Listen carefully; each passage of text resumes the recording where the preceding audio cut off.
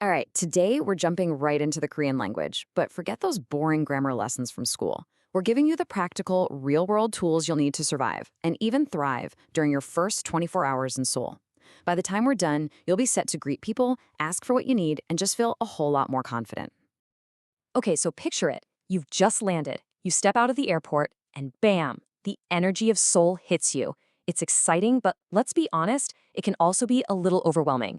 Well, think of this as your personal cheat sheet. We're not trying to make you fluent in 5 minutes. The goal here is connection. So let's start with the very first, most important thing you'll need to say. First things first, you gotta make a good impression, right? And in Korea, that all starts with a simple hello. But how you say it really, really matters. It's your first chance to show that you respect the culture you're in. Okay, so look at this. This is super important. You've basically got two kinds of hello. On the left, you've got 안녕하세요. That's the formal one. It's your universal key. Use it for elders, for the person at the convenience store, basically anyone you don't know well. Then on the right, you've got the short, casual, 안녕. That's just for your close friends. Here's the golden rule. If you're ever in doubt, just go formal. It's always better to be a little too polite than not polite enough. All right, you've said hello. What's next? You introduce yourself, of course. To say I am, your name, you'll use 저는 name입니다. And if you want to say nice to meet you, which is always a great touch, it's 만나서 반갑습니다.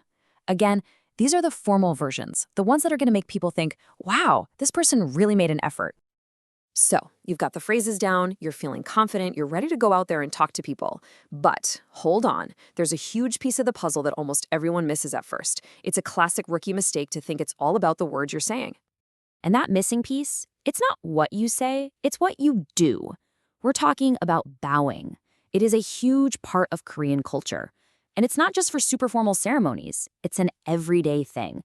Just a slight dip of your head when you say 안녕하세요, that simple little gesture transforms your greeting. It shows genuine respect, and people will absolutely notice. Okay, you've totally nailed greetings. Now let's get into the really cool stuff, making your own sentences. And trust me, there's one little secret, one fundamental difference that once it clicks, changes everything. Check this out. In English, we say, I eat bread. Simple, right? Subject, verb, object. Now to speak Korean, you just flip the last two. Seriously, it becomes I bread eat. So the verb, the action word, always comes at the very end. Once you get that click in your brain, that single shift, everything else starts to make so much more sense.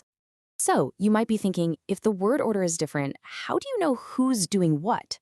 Well, Korean has these brilliant little things called particles. Think of them like tiny little signposts that you attach to words. If you see I or a ga or in or nin tacked onto the end of a word, that's a signpost telling you, hey, this is the subject. This is the one doing the action. And it's the exact same idea for the object, the thing receiving the action.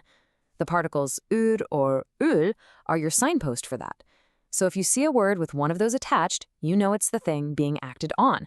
It's actually a super logical and elegant system once you get the hang of it. It takes all the guesswork out. Let's put it all together and see it in action. Look at this sentence. You see Tim E. That little E particle tells you Tim is the subject. He's the one doing the eating. Then you have babu. That ul particle tells you the meal is the object. It's what's being eaten. And where does the verb 먹는다 go? Right at the very end.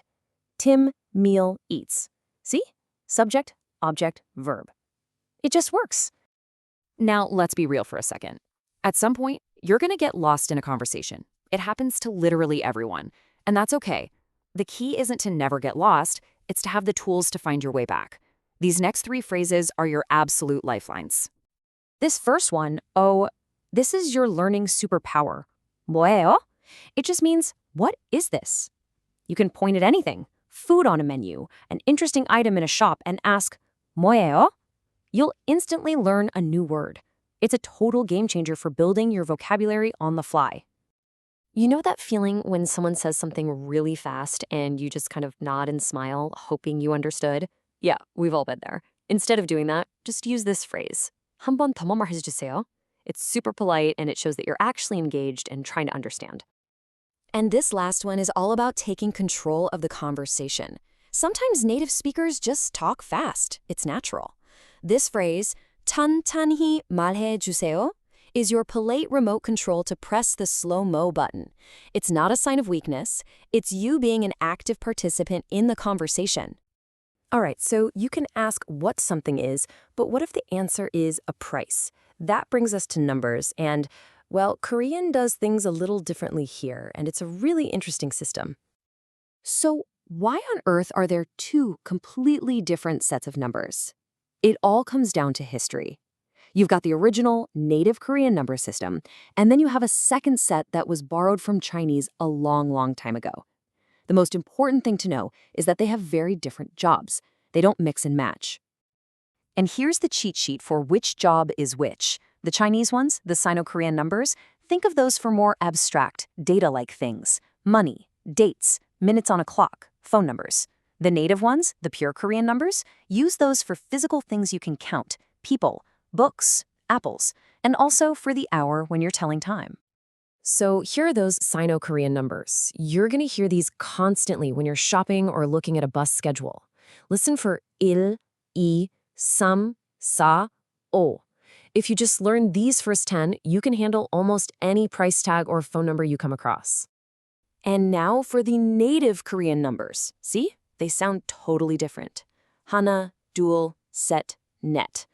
You'll use these when you're ordering, like 2 coffees, please, or telling someone you'll meet them at 3 o'clock. It's a pretty clear distinction once you start listening for it. Whew, okay, that was a crash course, for sure. We've covered a ton of ground, so let's just boil it all down to the absolute essentials. This is your personal Korean starter pack for that first day in Seoul. Think of this as your 4-step survival kit. Step 1, always be polite. Greet formally and give a little bow. Step 2, remember the golden rule of sentences. The verb always, always goes last. Step 3, don't be afraid to use your 3 lifeline phrases. They are there to help you. And step 4, just remember that numbers have different jobs. That's it. You follow these 4 steps and you're going to be golden. So there you have it. You're not fluent, but you are absolutely prepared. You've got the tools to be polite, to build basic sentences, to ask for help, and to understand the numbers around you. The incredible city of Seoul is literally out there waiting for you to practice. So the only real question left is, what's the first thing you're going to say?